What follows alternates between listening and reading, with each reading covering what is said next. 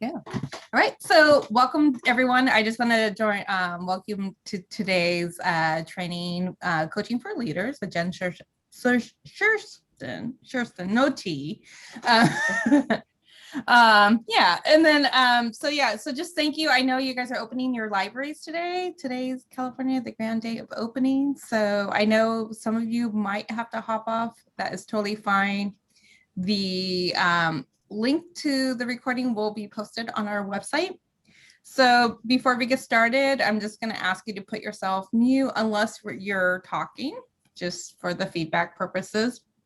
Also, a little about Jenifer. She has a background in organization development and HR management. You guys might recognize Jen from her work with us doing webinars and trainings on HR. And those are all posted on the Developing Leaders website as well. And she also has a PhD in organization development, and she is certified coach, professional coach. Yeah. And I spent almost a decade working at Berkeley Public Library. So, right. So she knows our profession as well. I am feeling anxiety over the grand reopenings for all of you, even though I have absolutely no control over it. So it's kind of an interesting day because I know this is a challenge right now. You guys are probably in a position where you're going to be kind of putting out fires, relearning how to operate. And what I'm going to be asking you to do today, obviously, with coaching is something that requires, hey, Victor, I thought I smelled something good. We give him a hard time because people comment on his cologne at work. Anyway, if you were at a previous session, it's an inside thing. This actually, and one of the reasons that I wanted to go on and get my certification after I finished schooling was because when I was at work, I felt strapped and stretched. And when people would come to me, my tendency was to give them the answer, give them the information. And not that that is atypical at all in HR. Usually when people are coming to you, they expect you to be a subject matter expert. And so that's what they want.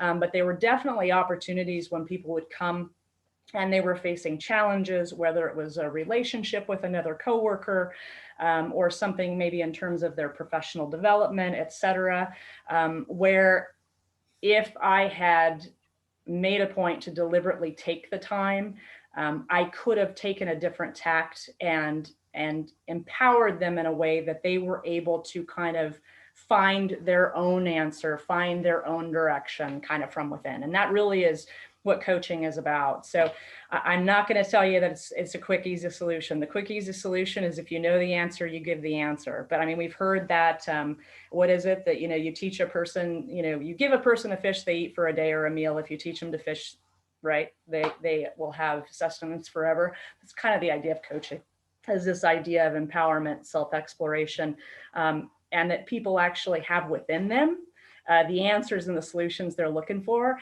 It's just about supporting them in that self-discovery. So with that, let's go ahead and let's take a look. And we are going to have a couple of activities today. I'm hoping that if you guys are available, you can stay on, because what this is about is not getting it right, not getting it wrong, but really just kind of starting to play with this stuff and increase your comfort level. Okay, so we'll be here to do that together. So obviously this is going to be kind of tailored to you guys. It's coaching. We're going to provide an overview. One of the things that I do want to talk about first off is that everybody, right? Everybody, regardless of whether, you're like me and you've got a professional certification, whether you're a manager, a supervisor, or you don't even have any direct reports, right? Everybody can be a coach. Everybody can be a coach, because people that are out there actually do. All of us at one point or another, we get stuck and we need support, right? And if we have coworkers around us that have this philosophy, a coaching philosophy, and a style, a leadership style of coaching, we're going to be able to kind of lift each other and help each other out when we get bogged down and stuff, which is really cool. So just important to understand that we can all be a coach regardless of whether or not we've got the title, right? All right, so what coaching is, and I will be honest with you, there's a lot of debate about not necessarily what coaching is, but what mentorship is, and whether they are the same or whether or not they are different. And I come from the school of thought that basically says they are two different things, right? Coaching is essentially Can you guys actually, I'm going to close this up so that, there we go. So you guys can see the slides better. Right? So coaching is this idea of unlocking people's potential, right? And maximizing their performance. And we do that actually through listening and asking questions, right? So the coachee or the person that we're working with could be your peer, could be your direct report, could be your kid, could be a friend, right? Anybody can be coached, assuming that they are a willing participant. But what we're doing is we're helping them essentially to kind of surface what's already really in there, to help them to slow down, to help them reflect. And then they will essentially bring up those options for how to move forward and then make a selection for what they want to do next, right? So it's a little bit different than what I learned to be mentorship. Okay. The idea of mentorship is this experienced, trusted advisor. The idea of an advisor, obviously, and for me, the experienced and trusted advisor, it's all right there. Experienced is that I've been doing the work. And so I'm going to essentially educate you and tell you or advise you based on my subject matter expertise, right? A coach can essentially coach on anything, right? I could essentially coach you in a library, not necessarily knowing anything about library systems and how they operate, because I know the coaching process, okay? So when we kind of contrast these two, and again, I'm telling you, there's a lot of debate here, folks. A lot of people will tell you coaching and mentoring are the exact same thing, but for me, they are actually different. So coaching, again, I'm an expert in the process. I may not necessarily know anything about the field. When I do coaching, I can work with people that are in the tech industry. Man, I mean, I can barely operate my PowerPoint presentations, okay? But I can still be an effective coach in that industry. I'm asking open-ended questions, right? As opposed to giving you answers as a mentor would. What I'm here to do is, again, to help you kind of uncover these things that are actually already in your mind, right? You just haven't managed to kind of hone in on them, or, you know, get rid of all of the noise so that you're able to focus and recognize those things that are already there. We have a tendency to be future focused, right? When we talk about mentorship and we talk about subject matter expertise, a lot of you may have mentors. And they'll tell you, you know, well, this is how I did it when I first came in, or this is how I learned how to do this particular thing. Or if I were you, I would do this based on my past experience and subject matter expertise, right? Where coaching is much more, and we'll see that, much more about what are you going to do next, right? What are your next steps going to be? What action are you going to take based on now this new knowledge that we have worked together to help you uncover, right? Coaching also has a relationship that usually has pretty set time periods. If you have in a formal relationship, right, where I might have a contract because I'm a certified coach that has a client, what I might get is I might get an individual that comes in for like an intensive. So they may want to do 3 sessions with me and then they kind of take a break. They go back, they implement those skills, things are cool for a while. You know, they may come back, but I may never see them again. But they're usually kind of these brief relationships that are kind of confined. Whereas you've seen with mentors, you know, you'll have a mentor for their entire life. You know, these will be people that you reach out to. They're not there just at your place of business, right? You could move on to another library. And you're still actually going to have this mentor in your life, even though you're actually not even sharing the same workspace, or they retire and you're still contacting them for advice, for support, etc. Okay. So I don't want to say that one is necessarily better than the other. I think they are both really important for our development. Okay. But it is important to kind of understand that there are some distinctions between the two. All right. So I always like to do, you know, what's the point of us doing this? Right? Because there's no point in me telling you, hey, man, you need to put this coaching skill in your toolkit. You know, spend a little time practicing this if you're not going to get any return on your investment. But we see, just as we do with mentorship, which is great, and there's definitely value added for mentorship, but we see huge bonuses and benefits to actually doing coaching in the workplace. We'll talk about the different types of coaching we're doing in the workplace, but you know, I mean, one of the things that we see here is by helping people understand that they have the answers, they have the power, they have the ability, kind of all within them, increases self-confidence, improve self-efficacy. So immediately what you get, right, is side effects for these things, higher levels of motivation, increased engagement. People are more productive, they're happier. So we're going to have better retention rates because they stay on. We have less conflict because, again, people are happier and they're approaching things with a different style. People are inspired, they're empowered. I mean, it's just kind of a cool, it's just got this cool after effect. Really, really good vibes. Good stuff comes out of coaching. Okay. So the coaching continuum, all right? And I'm going to try to make this not as complicated as it actually is, but I want to kind of give you an idea as to all the different kind of versions or manifestations that you can see of coaching. And so what we've got, right, is we've got this idea, and many of you have probably seen this, right? You have people that are professional coaches. Professional coaches usually exist outside of our organization. That's what they do as their job. And we pay them a whole lot of money, an hourly rate. Hopefully, if you get a good one, it's worth it. And then they will actually coach you. They can coach you for work. They can coach you in wellness, right? If you're trying to get healthy and develop healthy habits. They can be life coaches, right? So they operate in a lot of different realms. I do just workplace, all right? I'm not big on telling you that you need to walk more or, you know, you need more roughage in your diet. I want to help you better navigate some of the complexities of work. So that's kind of my jam and my focus.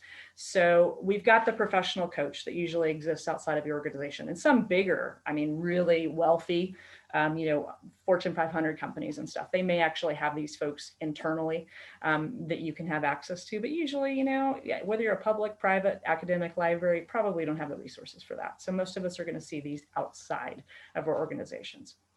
We can also have coaching. Oh, and I want to go back there, right? So if you guys look at an outside coach, important to kind of understand, and one of the things Christine and I were talking about is this idea of certifications. The ICF is the International Coaching Federation, I think. And basically they are kind of the oversight body for coaching training programs. All right, so they will essentially approve programs or not approve programs. So if you are looking to get an actual certification, just like you would in any other skill set, you want to make sure if you're pursuing this that you get an ICF certified program. Okay, there are a lot of people out there that are coaching, that are promoting themselves as coaches, that have never actually had any type of formal training, or the training they've received wasn't ICF approved. All right, so with that, I want to move on to this idea of, I know we've got some people that may be operating at management level, maybe operating at supervisory level. Your libraries may have already told you this is an expectation of your job, is to coach your employees. Okay, so then we get into this area of this idea of formal versus informal. Okay, so formal coaching, something like that would be like between a manager maybe or a supervisor and a direct report, where, you know, we've got maybe some performance issues. There might be a PIP, a performance improvement program or something like that. And so you actually are sitting down, you're collaborating, kind of identifying maybe what some of the challenges are, working through that using your coaching skills. But you're also together setting goals, deliverables, you know, determining what the timeline or the turnaround is. So it's a much more formal kind of regimented relationship there, right? Versus informal, right? You could be a manager or supervisor that's just kind of walking through and you see something happen in a corridor or at a service desk. And it's like, hey, here's an opportunity to kind of take some corrective action or explore something with an individual. Okay. That being said, those informal relations, there doesn't have to be that power difference, right? You can be coaching a colleague who's sitting with you at the desk. You can be coaching a colleague in the staff lounge. You can do what we call corridor coaching sessions. They may happen in a hallway. They may happen in an elevator, right? There are these moments when you may encounter a coworker who's stuck, and you can employ some of these techniques to support them and assist them, right? And again, these can be obviously inside, they can be outside your organization, but kind of important to understand that this can exist in a variety of different ways. The skill set, mind you, though, is pretty consistent. It's the same. All right. So when do we want to use this? Hard to coach somebody who doesn't want to be coached, right? You're not going to be very popular if that's the case. So you need to kind of, have the emotional intelligence to be able to kind of assess the situation, and you may start to initiate that conversation and feel the resistance or the pushback. And then you just kind of, hey, all right, so message received, right? This is not an opportunity. So for coaching, in addition to those little things about the person and the timing, we're really looking for those times when there's an opportunity for learning, right? And where people have an option for like the different directions they can go, paths they can choose moving forward. Sometimes there's only one way. There's only one thing to do. There's only one choice. Sometimes things may be chaotic or we're in crisis and we have to act fast. We just need an answer. Those are not opportunities for coaching, right? That's when we just have somebody say, give me some direction. Boom, this is what I need to do. Okay, so important to kind of understand those different situations. And like I said, today may be a situation where there aren't a lot of opportunities for coaching. All right, you may experience that for a week or so.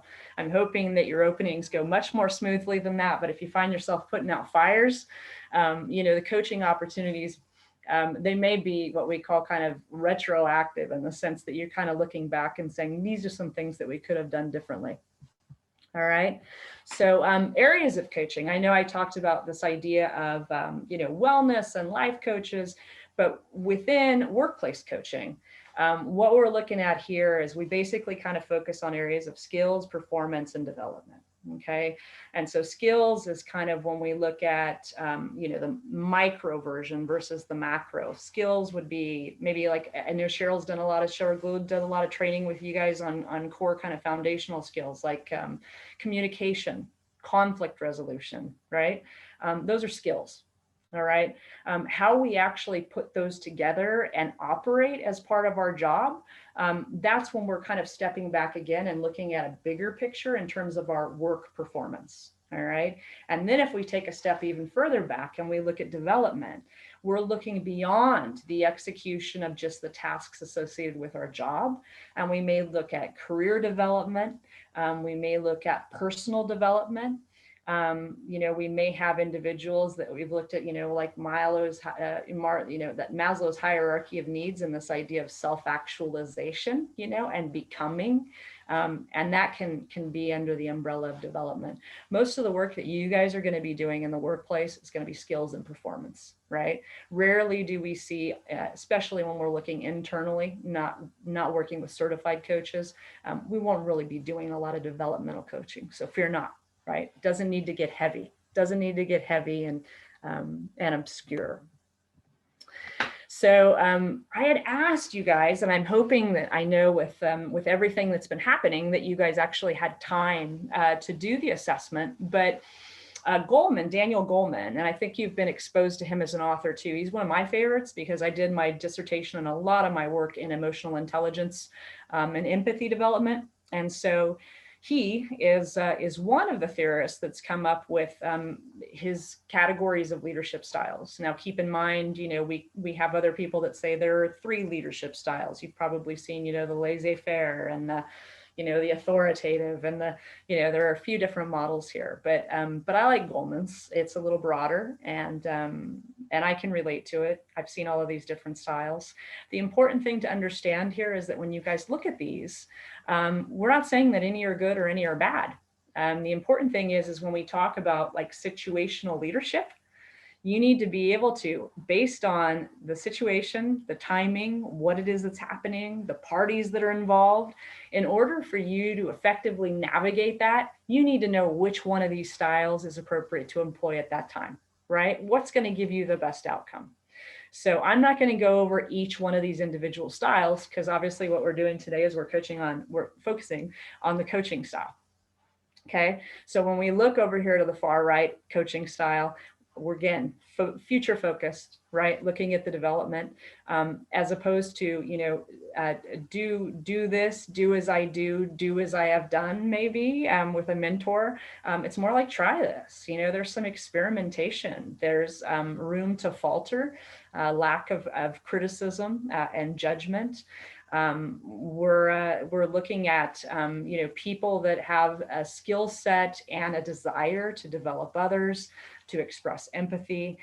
They have high levels of self-awareness, but they're also looking to develop that high level of self-awareness in the coachee or the person that they're working with, right? It's all about improving and helping people to kind of realize their strengths and then act upon those, okay? So just because you see down here overall impact on climate, negative, under pace setting and commanding, don't want you to think that you never use those. There are times when those actually are the appropriate usage. They sting a little bit, right? They don't feel good, but they're effective in whatever that particular moment or particular situation is. So we don't use them excessively, but there are times when it's important to pull that out of your pocket. All right. So when we look at this coaching leadership style a little more, and we kind of talk about what we see, right? What we see with coaching leaders. They're focused on establishing rapport and trust. They focus on helping others to develop themselves, right? And it's not by telling them how to do things. It's about, again, kind of lifting them up. For those of you who have maybe looked at servant leadership styles, that's another leadership style. This idea of empowering, enabling, supporting, and lifting up is something that we see that's really common with people who exhibit a coaching leadership style. Tolerant towards failure. I don't like the word failure, but if we have an outcome maybe that's different than what we anticipated, cool, man. That's how we learn, right? So, and one of the reasons that we've established that trust is because we've allowed people to do that. All right. I think one of the most damaging things you can do is tell someone to try it, to stretch themselves, to experiment, to play, and then have there be a negative consequence for a particular outcome. All right. We need to be supportive regardless of what the outcome is. And so that's what a coaching style does. Communicating that belief in people's potential. And it's not just saying it, you guys. I mean, this is when we talk about, again, a different leadership style, authentic leadership style. Really, there has to be sincerity there, right? A belief that, a real belief that people actually don't have limitations. You know, it's not for us to determine what somebody can and can't do. Because if we start from that place, we're not going to really be able to, with all sincerity, believe that somebody actually does have the answers or the abilities within them, right? Which means we're not going to do a good job of supporting them and lifting them up. We're going to do a half-assed job, all right? And they're going to feel it and they're going to know it, and we've wasted our time, all right?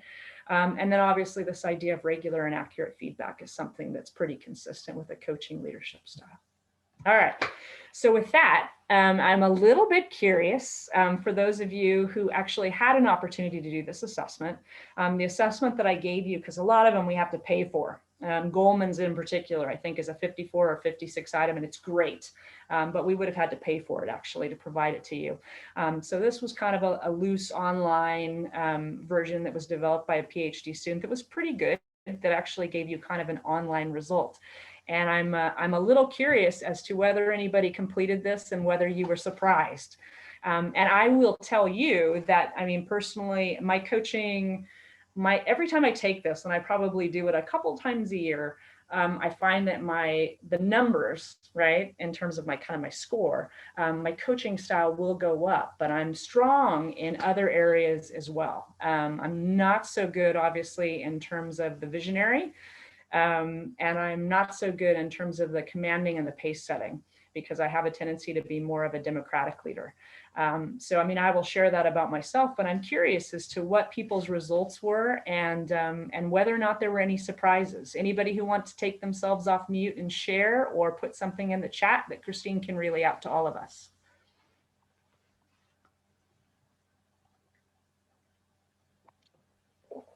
I'm just going to drink and eat lemon drops until I hear something. Are you seeing anything, Christine? Yeah, there was something from Kelly in here, and I came up with mostly strong and democratic coaching style. Mm-hmm. Not surprised. Not surprised. Did anybody, was their top score coaching? Anybody in the group that actually just came right out of the gate with the highest score in coaching? Mine was definitely coaching. Interesting. Yeah, me too. A lot of you are, and how great. So not to say that but it's just that you can spend less time on development with that. Did that surprise you guys at all, or Mm, not really. not really? Okay. All right. Well, I'll be interested. For those of you who actually have really high scores, or that's your dominant style, feel free to chime in. You guys kind of have created a really cool little learning community here. So, those of you who have a natural tendency towards coaching as your dominant style, feel free to share that in the chat with folks so that people can reach out to you, and, we can kind of work together to get better at this, because I'm always working to get better at this. All right. So some of the qualities or skills that we see associated, right? Empathy, this idea of being able to kind of still maintaining your separateness, but kind of understanding where other folks are coming from. Supportive, encouraging, reassuring. And again, I keep kind of reiterating, and you guys are probably seeing me kind of lunge towards the camera because I feel so strongly about this, but it's a genuine concern, right, for people's betterment and development. All right. These cognitive skills, those are our interpersonal skills, right? So we see a lot of things there in terms of relationship building, emotional intelligence, right? Self-management, and then obviously managing others. But then we slide over here to the other column, we look at cognitive skills, this idea of broadening employees' perspectives, okay? Because that's what we're doing. We're kind of just, right? We're taking the lid off, and we're trying to get them to see more options and possibilities. They are going to essentially start to recognize more options and possibilities, not because we've handed them to them, right? But because they've essentially surfaced those as a result of us asking some questions. We'll play with that a little bit later here, but we got to cover this stuff first. Reflective thinking, which I think is really, really cool, right? This idea of us asking questions so that we can kind of come back and then gain some perspective, right? For those of you who, I think it may have been in our last HR training, and we talked a little bit about equity, diversity, inclusion, and this idea of us having these lenses, right? And individual and unique perspectives. Reflective thinking helps us gain a little bit of objectivity, right? Because sometimes we see something and we think that that is the total and true reality. Sometimes somebody will ask us something like, well, what would so-and-so think about this? And you're like, well, they probably wouldn't see it the way I see it at all. Or, is that really accurate? Would this happen if you went ahead and did this? And trying to get people to kind of look within themselves to get that broader, more objective perspective. And then obviously delegation, right? We've talked a lot about allowing people to stretch, encouraging them to stretch and to try and to experiment. So giving them opportunities to do that is really important, okay? Being able to do that. So for those of you who are democratic leaders, who are coaching leaders, you're doing a lot of that, right? Because you're having faith in the ability of the folks that are around you. You're relinquishing that control as a leader, and you're kind of, you have this kind of level playing field across the board. So delegation is great. So for those of you, because I know you've done like Strengths Finder and stuff like that, and you've done other assessments, so you kind of have a better idea as to where you fall in some of these areas, and you may be freaking out because it's like, I don't score high in empathy, or I'm not a cheerleader, man. Encouragement is something that's really hard for me to do. Fear not, right? Because there are behaviors, coaching behaviors that we can do that actually help us to develop in all of these areas. All right. So the main things, and when I talked about this, regardless of whether you're a certified external professional coach or, you're somebody who's a library assistant who's sitting at the desk, that sees somebody else that may be struggling or questioning or whatever, and you kind of want to help them with that exploration, right? Coaching and the coaching behaviors, the foundational or core coaching behaviors are pretty consistent across the board. And they require this active empathic listening, which we can do. It's a skill we can develop. We're creating awareness through these open-ended, probing, and challenging questions. We're going to look at all those different types of questions, what they look like and how to use them. And then there's this additional step, right, which is we talked about being future focused. So this idea of planning, like, what do you think, you might do about it? right? After we've had these conversations, done this exploration, looked at the options, then the person at that point, right? Because we're only coaching in situations where we have choices in terms of outcome. At that point, they can kind of choose whether they want to take action, they don't want to take action, and if so, what type of action they want to take, right? So those are kind of the core components. So, trying to make this as simple as we can. If you can remember that as you're doing this work, I think that'll be really helpful to you. All right. So listening, and I love this again because this is kind of where my heart is in terms of empathy. We've all learned, and you may have even had training as part of this program about active listening, right? And reflecting and paraphrasing and making eye contact and nodding, right? And all of these things that indicate to the person that you're interacting with that you're present and you're invested, right? The thing about active listening is you can do all things, but you may not necessarily be sincerely present and invested. And one of the things that I love about the Chinese symbol for listening is that it encompasses not just our ears, right, but also our eyes and our heart, right? And that heart for me represents the empathic portion. The eyes are also incredibly valuable, right? Because we're not just taking the verbal content that we take in, we're also getting all of these other great messages from the person's face, their body language, right? All of these things that we're able to take in, which are incredibly valuable. And we'll talk a little more about those when we talk about maybe challenging questions, right? Where we get inconsistent information. There's what we hear and what they're telling us in terms of content, but then what they're demonstrating to us kind of indicates something altogether different. So when we talk about listening, active empathic listening, try to remember, right, to utilize all of these different aspects, right? All right. Active empathic listening. So 3 of the things that I want to kind of focus on, and keep in mind, you guys, that this really is, it's just a tidbit of what is out there in terms of coaching research and skills development. But the goal here was to kind of introduce you to some fundamental things, some things that I think are actually the most helpful, the most relevant, the stuff that I've found I can most frequently employ and kind of get a good outcome. So know that there's more to this for those of you who want to kind of explore further and dive in.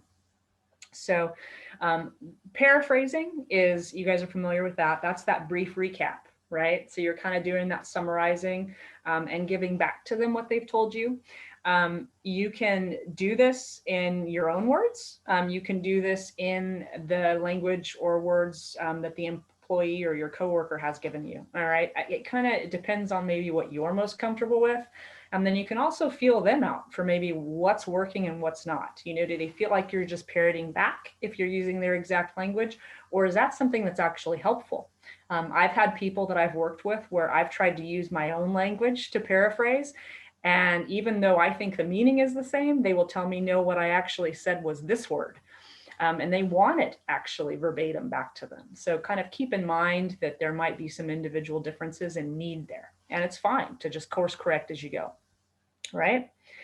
So reframing, and reframing is, I love, right? Reframing is this idea of putting a topic into a new context, right? Introducing this alternative perspective. We talked a little bit about this reality check idea, right? And becoming a little more objective.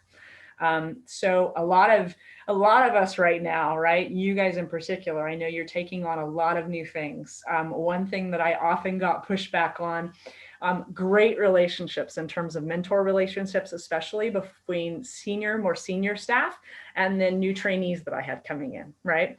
And so you would want to assign a new trainee to a senior person to act as a mentor, right? To provide some of that skills training. And it was just like, seriously, man, this is the last thing I need. I already have these things on my plate. Plus, I'm kind of getting to the end of things here. I just kind of want to do what I need to do to keep the job. I'm not interested in taking on new challenges. So when you get something like that, the idea that if you've got a response from an employee like that, so, what if being assigned, this new trainee represents an opportunity to get excited about your profession again? Not you're burnt out, I think this would be good for you, right? But what if doing this, might ignite something in you again? what would that look like? What would that feel like? And what would that mean for you for the rest of your career, right? So this idea of getting them to take a step back, right, and look at it through a different lens, right? Reframing. Reflecting, when a coach identifies the feeling message that is associated with the words, right? So we talked about this. So you're telling me that you're pretty happy, right, about the way things are right now. You ask somebody, so how's your day going? Great, great.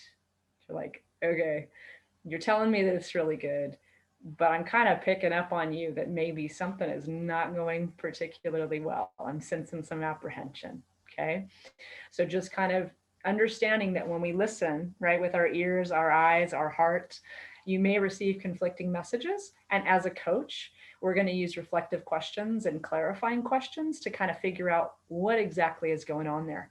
And the person who responds that way, great, may not even know what's behind it until they're able to actually be asked and then start to explore that themselves. All right. Any questions, you guys, so far? I know I didn't put slides in here for a Q&A, so I want to take just a minute to check in with folks and see if they have any questions or even comments. Maybe stuff that you guys have used that's worked, that's blown up in your face. Anything?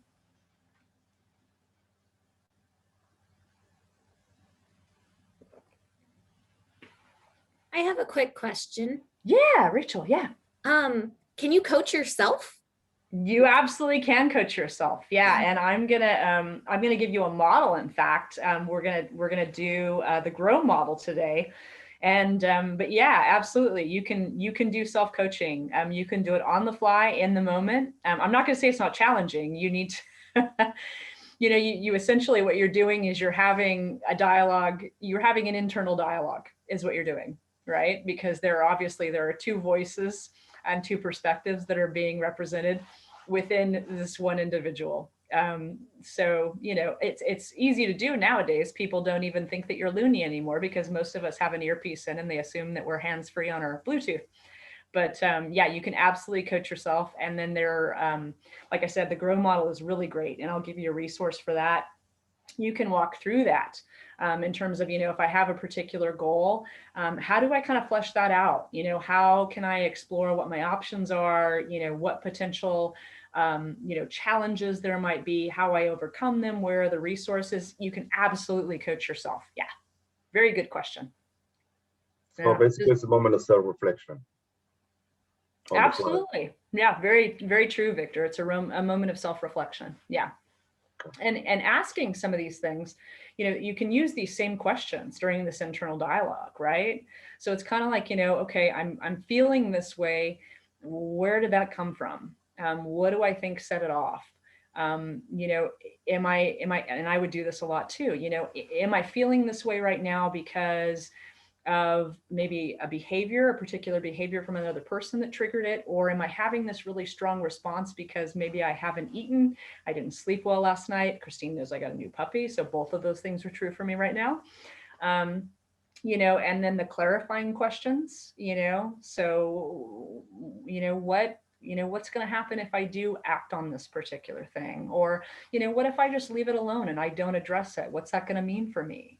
And then again, those challenging questions, this idea of, what if I weren't in this moment and it weren't happening to me, and I was the other person, or I was a coworker just looking in on this, what's really going on here, and what would they see to kind of represent that objective reality? So I think you can follow the exact same process. You're absolutely right, Victor. It's a moment of self-reflection, but these things give you a little more structure, so that you can kind of do that in a well-rounded way for those of us who aren't really skilled in the art of self-reflection.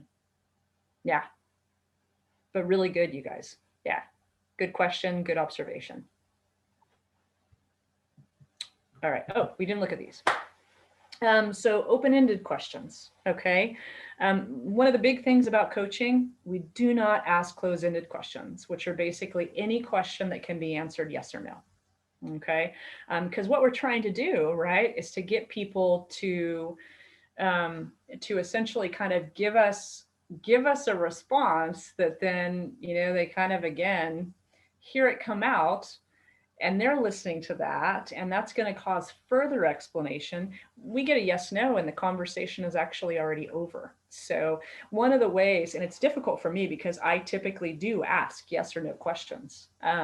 So for me, focusing on starting a question with a what or a how, okay, is really, really helpful. A lot of you will also say whys, and whys will get you there, but whys are a little tricky. And we'll talk a little bit later about why can be tricky.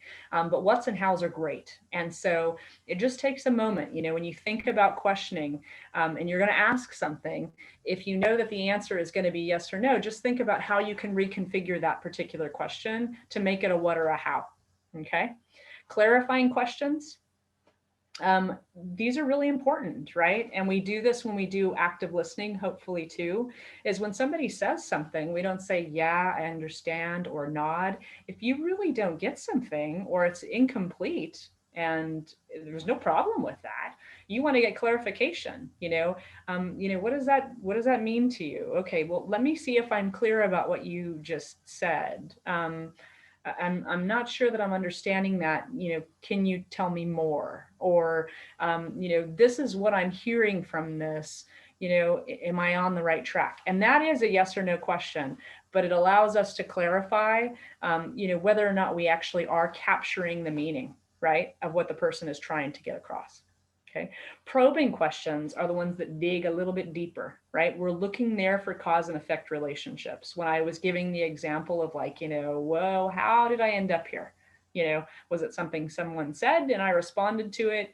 Was it because of what they said, or is it because of the mental state, physical state, et cetera, that I'm in? That I was in when they said that particular thing that kind of led me here, So trying to kind of figure out how we got here, why it's important, why is this such a big deal, really, right? And talk a little more about that. Okay. Challenging questions. Again, we want to be careful with these because we don't want people to get defensive. We don't want them to shut down. We're not being critical at all of their perspective because we understand that everybody has their own perspective. And we also need to understand that for this particular individual at this point in time, that is their truth and that is their reality, right? So we're gently trying to get them to take a step back and see if maybe there could be some other reason or something else that's going on here, right? I mean, I've had a lot of people in here that were like, my supervisor wants me to fail, right? I'm never going to get promoted. Well, what makes you think that your supervisor wants you to fail? Why is it that you think you're never going to get promoted? And how do you know that this is never going to happen? And then all of a sudden they'll kind of look at it and they won't be able to give you, a specific answer. And it's like, okay, well, I guess maybe I misinterpreted something. I could have misinterpreted something. They haven't been really clear about the fact that, that they didn't want me to do well and I'm never going to go anywhere in this organization, I think that, but there's really no supporting proof of that, right? So challenging questions also really, really good. All right, so I mentioned to you the GROW model. What we're going to do is I'm going to kind of give you, there's lots of different stuff, you guys, lots and lots of different stuff that you can use, lots of different models. And then there's also this idea for those of you who don't want or need or appreciate structure like this. We're also going to talk about one that's just kind of a little less formal, that kind of gives you just a guide to play with and work with. Okay, so I'm going to give you a taste of each, but like I said, for those of you who are interested in exploring this further, feel free to reach out to me or explore on your own. There's a lot of tools, a lot of models and things in the field of coaching that you can utilize. These are just a couple.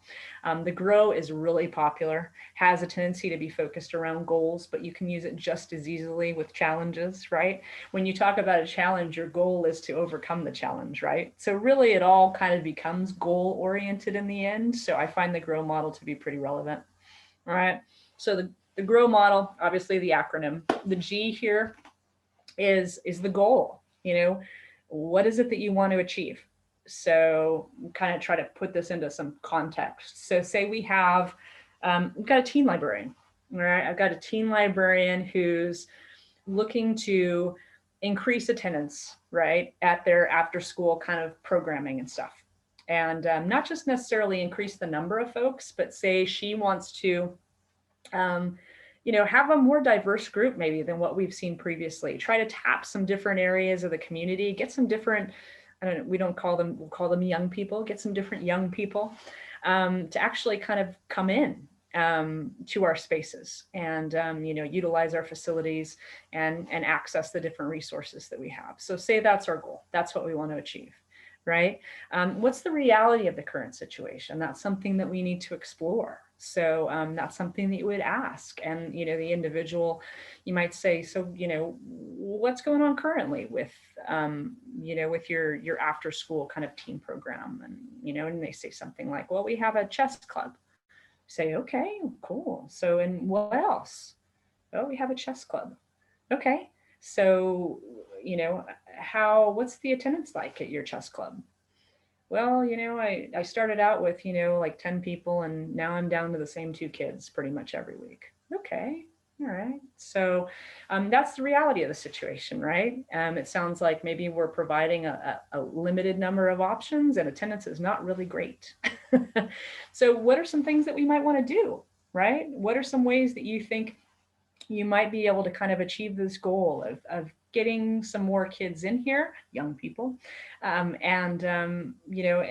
getting some different folks in here that maybe are beyond those 2 kids that you have now or beyond the 10 kids that you started out with at your chess club. What are some things that, you might consider doing? What are the options available to you? I could do this new thing. I got approved for a 3D printer. Maybe there's some activities that we could do there, or, I could go out and I could get a button maker, or, maybe we bring in some gaming type work, or, I could, I suppose, expand some different types of collections, or we could look at some different programming, I don't know, maybe related to app development, or, maybe there's some stuff that's hip, or maybe I need to reach out to some other teen librarians in the community, see what they're doing and what their attendance is, right? So all of a sudden, right? All of a sudden, just by us asking this question, kind of like, well, what are some different things that you might want to do? All of a sudden, right? There's this idea generation and you feel it building and you'll start to feel the enthusiasm, right? From the possibilities building within that individual. And that's at the point, right, where we move on to our W, which is cool. So, and those really sound exciting and incredible. And there's definitely stuff that I would love to be part of there. What do you think that, you would like to do? Of the things that you've kind of mentioned, what are some of the things that you might want to do first or focus on? And that's when we kind of start to narrow it down a little bit. And you may find that, again, you kind of have to go through some of the cycle again, because they may say something and then say, well, but I'm not going to be able to do that because I don't have the money for it, or my boss would never approve it. And then we come back. Why is it that you think that your boss would never approve it, right? So then kind of exploring the options and the boundaries. Okay, so that kind of gives you an idea of how we work through that. At no point have we told them, what you need to do is bring in a 3D printer. Because at my library, man, I tell you what, I get like 35 kids. They're in a line. I got to give out numbers. Everybody wants to make something. They all want to make something, right? We haven't at any point imposed our will on this individual. Everything that is kind of developed from this conversation has been us asking questions and then them surfacing, right? These ideas that were really already in there. They just hadn't had an opportunity to explore them and somebody to kind of facilitate and support that exploration. Okay. So again, just kind of what I've given you guys, and I think Christine has it. We're going to do an exercise. I'm going to kind of give you a heads up. We'll do an exercise, but you will have access to these questions when you guys go into your breakout sessions, and you can just kind of play with them a little bit. Okay. So again, the G is for goal exploration, right? What do you want? What do you want to work on? When are you going to achieve it? What are the benefits of doing this? Kind of focusing on fleshing out whatever that particular goal is, right? The reality, again, questions related to this exploration of reality. So where are you right now? We talked about that in regard to the teen programming, so, what steps have you taken so far? Not like have you done anything? Yes. Okay. So that's a closed-ended question, right? Didn't get us anywhere. So, okay, so what have you done so far to, like, you know, see if you could increase attendance and tap a different part of the community, right? Moving forward, you know, what's the plan here? And then again, you know, what's getting in the way? Not, are there things that are getting in the way? Yes, no. Okay, so what are those boundaries? Let's go ahead and explore them. Okay. Options. Again, what can you do? What else could you do, right? What else is always great, right? As soon as they give you that one answer and says, well, you know, I could bring in a 3D printer. Cool. What else? What else might you do, right? Because what we're trying to do is we're trying to generate ideas and options until there's almost like nothing left up there, right? We want them to have multiple choices. If we get them to a point where they say 3D printer and you go, oh, cool, okay, so that's what you're going to do.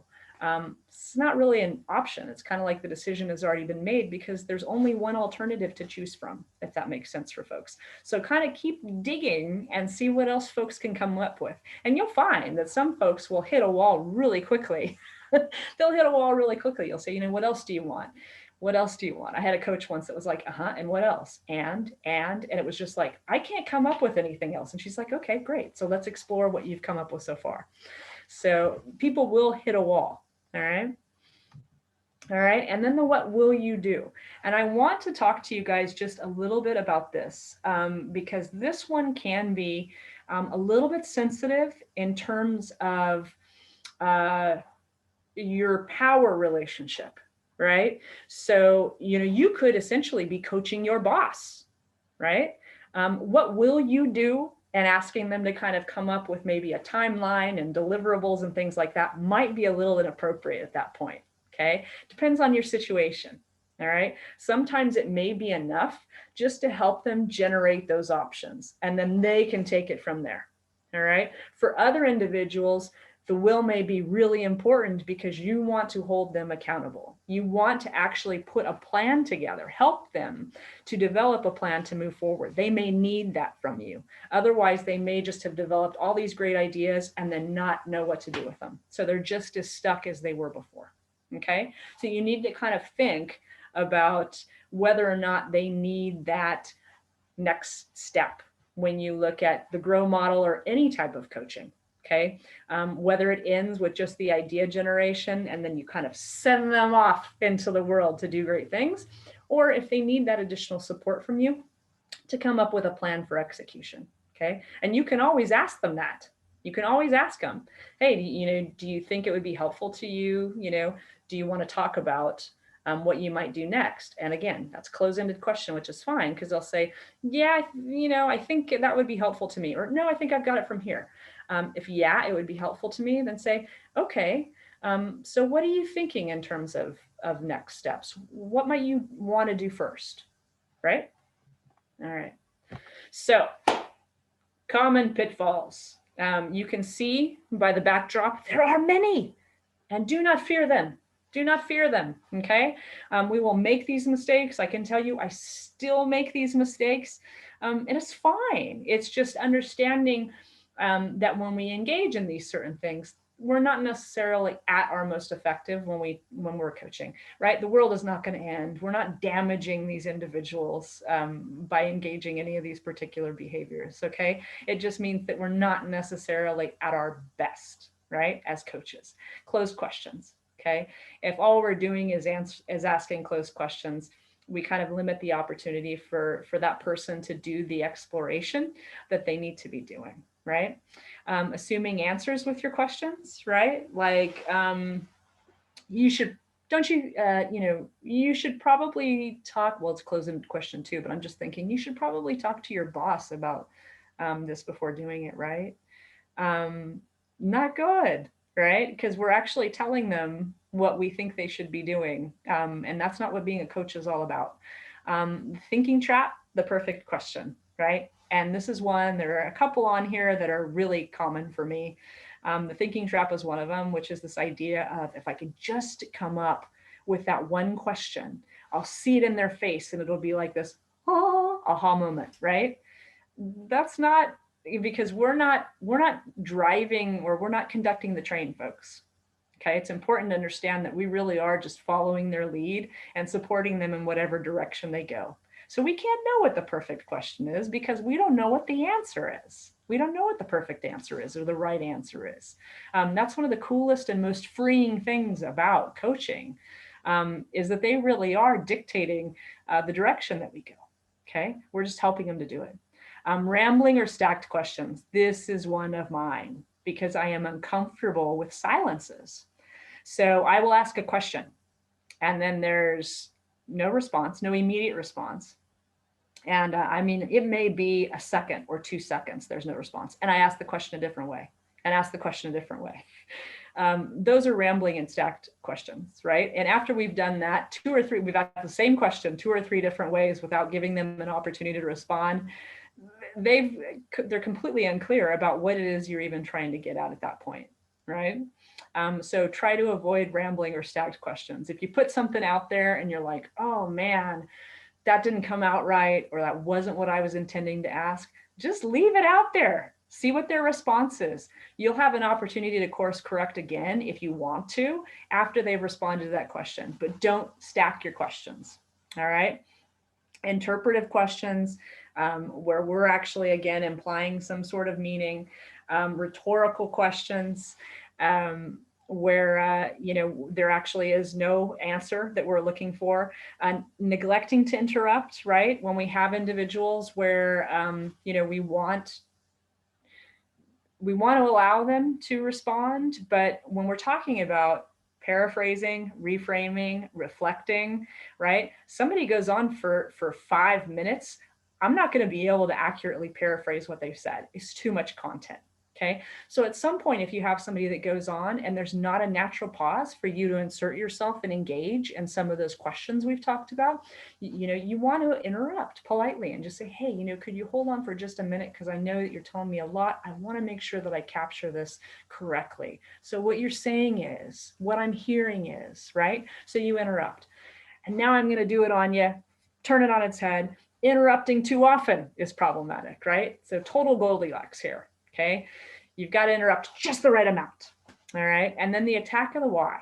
And I had mentioned to you, even though why is an open-ended question and it can be really wonderful in terms of self-exploration, sometimes why can be interpreted by individuals as an attack. Well, why do you think that is? Well, why do you think this happened? Right? I'm just saying that. I'm thinking of a parent, right? Why do you think this happened? Well, because I made a bad decision, because I put my hand on the stove, because whatever. I almost feel like I'm kind of being punished or admonished. So we want to be careful of the why, that it doesn't put them in a defensive position. So just keep that in mind. It can be a very great and useful question, but it can always backfire on us. Okay. And again, if it comes out and they respond in a defensive way, you can course correct. It's not a problem. Not a problem. All right, so what we're going to do now is we're going to take about 12 minutes, and I'm hoping, I don't know how many people we have, but I'm hoping we can put folks in groups of just pairs of 2. And what you guys are going to do is I'd asked you each to bring in a goal and a challenge. And what I would like you to do is just play with your goal this time around. And we'll each have 5 minutes each, right? You'll have one person will be the coach, one person will be the coachee, and then you'll have 2 minutes to debrief. And you're going to work your way through the goal, right? The reality, the options, and the will. For your individual goals, and just kind of play with those, explore them, be aware of the pitfalls, practice actually saying some of these questions, and you can use what's on the script, or you can totally feel free to utilize your own. There's no real wrong way to do this. All right. And then what I'd like you to do after you've both used 5 minutes, take 2 minutes just to kind of talk with each other and say, how did that go? What did you notice about, what I was doing? What worked? What didn't work? Give each other a little bit of feedback there. Okay. All right, Christine. All right, just give me a minute. We have an odd number, so We have an odd number. Okay. we do. That's always the case. Let's go ahead and we'll put 3 in. Can we put 3 in 1? Mm-hmm. And then what we'll ask you guys to do, if you can, is you'll just do a more condensed version if you can. Maybe spend 3 minutes just sharing your goal, doing the actual coaching questions, and then still allow a little bit of time for debrief. Yeah, and like I said, you guys, this is just a really, no judgment, right? It's not about doing it right, doing it wrong. It's not about when you have a coach that engages in one of those pitfalls going, aha, right? This is about us just kind of trying to practice and play with another style. Okay, so be really supportive of each other and be courageous. I'll be interested to see how it goes. And were you able to put the that doc in the chat, Christine? The Google doc? I'll actually, I was going to post it, copy and paste the Whatever question. works for you. Yeah. Okay. Awesome. Give it a minute. Sorry, another minute. Sorry, Buttes. Yeah.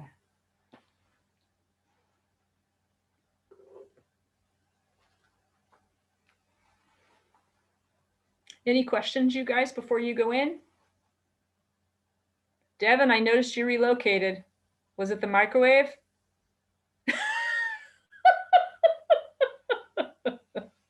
Yeah.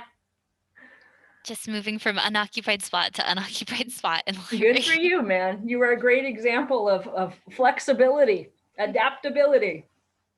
We're all going to need a lot of that.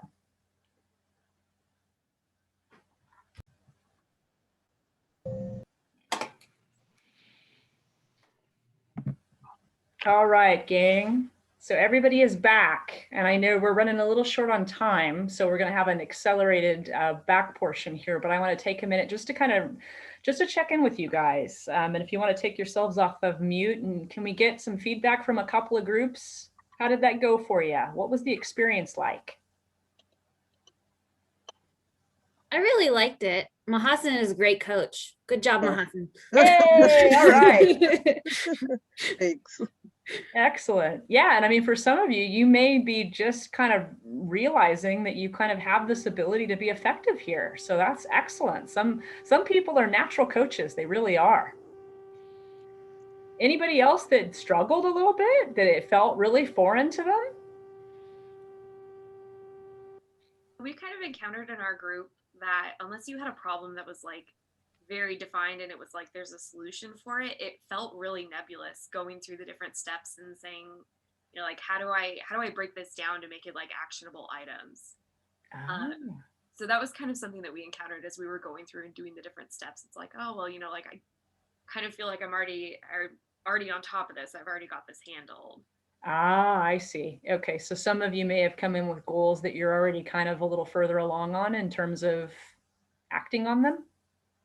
Yeah, I think that was the situation. Okay. Yeah, this and that, I mean, that you can kind of see where maybe that might not be a great time to actually utilize the coaching. If it was something where you guys had a goal and you were still even halfway down the road, but you had hit a roadblock and encountered a challenge, then it's like, okay, let's kind of come back and take a look at things. Why am I stuck? Why am I frustrated? Why am I not moving in the direction that I intended? So if that had been the case, Laura, do you think that maybe it would have been maybe a little more applicable or felt a little more natural? Yeah, probably. I think okay. Coming from my perspective, my goal is kind of like larger and a lot more. Okay. Not nebulous, but like, yeah, mine is definitely one of those, like, I need to come up with action items for this. Like, okay. All right. But I know, well, and I mean, some of it too might be when you talk about nebulous, I guess maybe and I may be misinterpreting it still, but some of these things can be, higher level, and maybe we haven't really gotten to the point where when you talk about action items, we've started to even maybe put words to it. And so the GROW model may not necessarily be ideal for that, but there are some other things that can be. So again, like I said, important to kind of understand that in most cases at work, what we're probably playing with are skills and performance. And some of that higher level stuff, there are definitely some other tools, still standard coaching philosophies, but this particular model may not be the best fit for it. So thank you guys for enduring it and playing with it a little bit. And like I said, I want to make sure that we're kind of moving through things here. So let's go ahead and move on. I've given you, and I am really going to fly through this back half, you guys, I'm sorry. But I've given you some examples here for maybe scenarios, hypotheticals that you'll see in the work situation that might be opportunities for you to jump in and employ some of these skills. All right. Not giving people answers when they ask what they should do next, employing things like this, where you see conflict in teams, or maybe even a breakdown at a meeting. Okay. Things like that are really great opportunities for you to start kind of asking some of those initial questions and see if you gain any traction. Okay. For those of you who, and this may actually have been a better model for Laura and her group, it's not really a model, it's more of a framework. So for those of you who don't really like kind of the structure of a grow model where you're actually kind of following steps, something like this for this coaching in the moment might be a real good framework for you. Okay, so just to kind of take a look at this, we were originally going to play with this as an exercise, but I think in terms of time, there's something else I want to talk with you about. So we'll just kind of fly through the steps.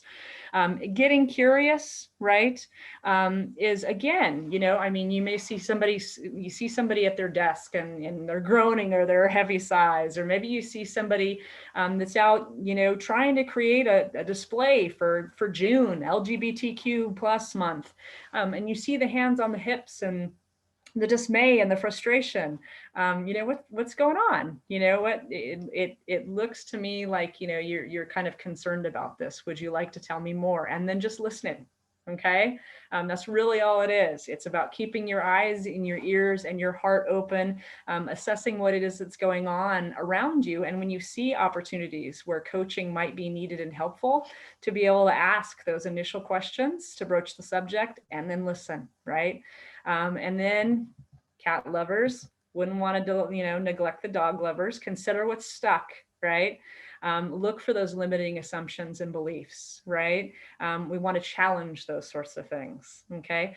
What sort of, examples do you have, that's not what that particular person wanted? Did they say something? Did they send you a memo? Did they, right? So kind of exploring those things, embracing new supportive beliefs. Okay, this idea of encouragement, support, enthusiasm, really important to communicate that as a coach, man. You've got to be in their corner, and help them to understand that it's within their power to do these things. Okay.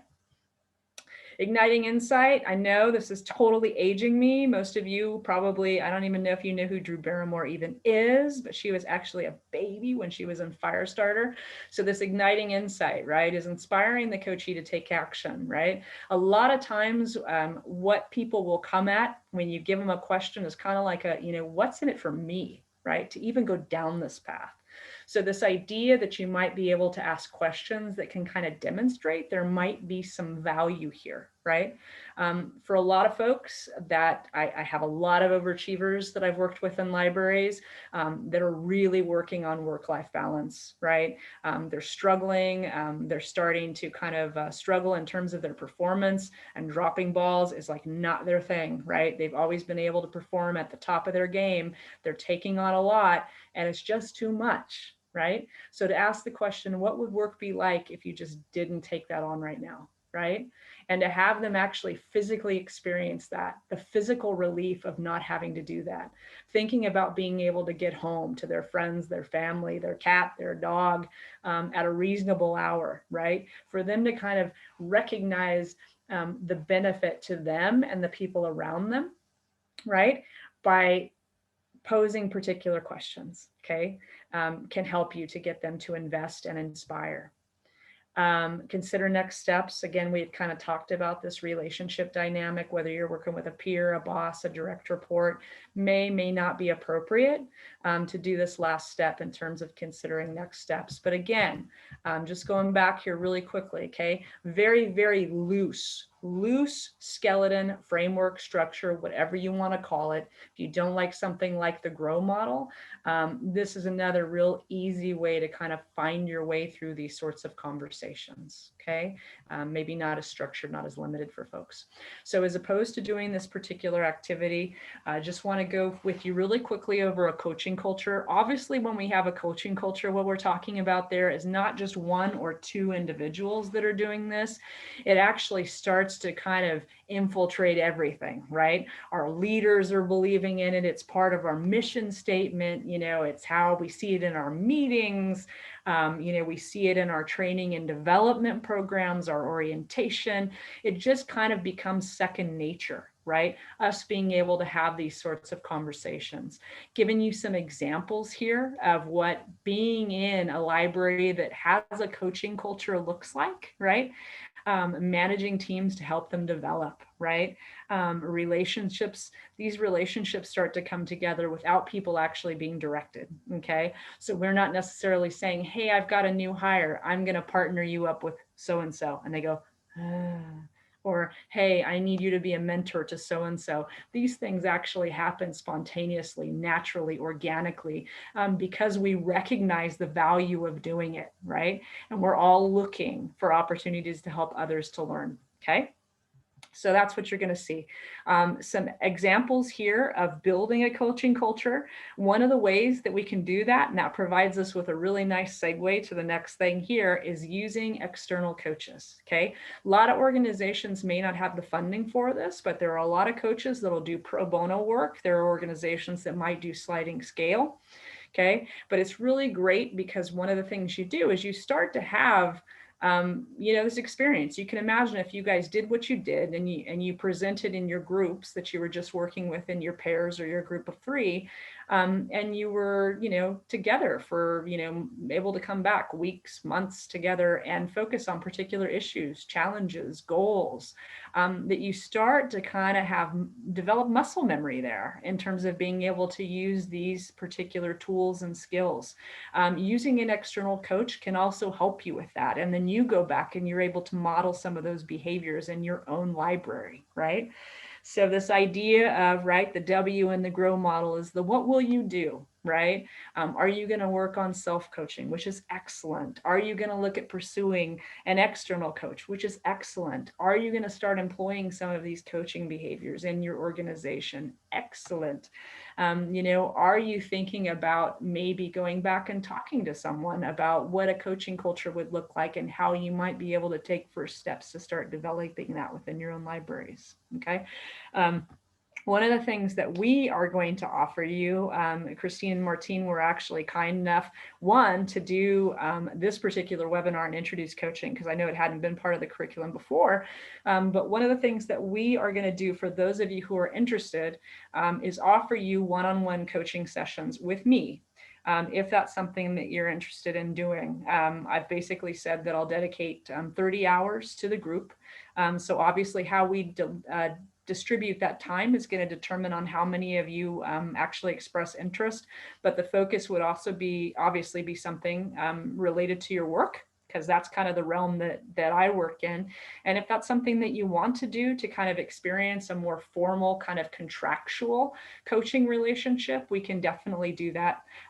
The sessions would be occurring during the summer, probably through end of September. But we would be able to find times hopefully that worked for everybody's schedule. So if that's something that you're interested in doing and working with me, if you haven't worked with a professional external coach previously and you want to try it out, cool. If you have one session and you don't like it and you want to bail, cool. I'm not going to hound you.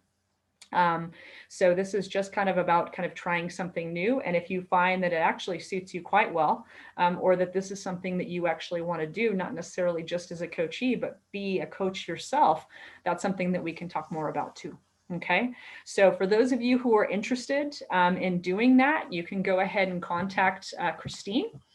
And then she and I will work together in terms of being able to kind of set up a schedule and figure out times that I can talk with you folks. So I'm sorry for kind of rushing at the end, but we ended right on time, which I never do. And if I weren't so stiff, I would pat myself on the back right now. So for those of you who are able to hang with us, anybody have questions, comments? Congratulations to all of you on completing your last session. For those of you who are in the current cohort. Woo-hoo! And just yeah, right on.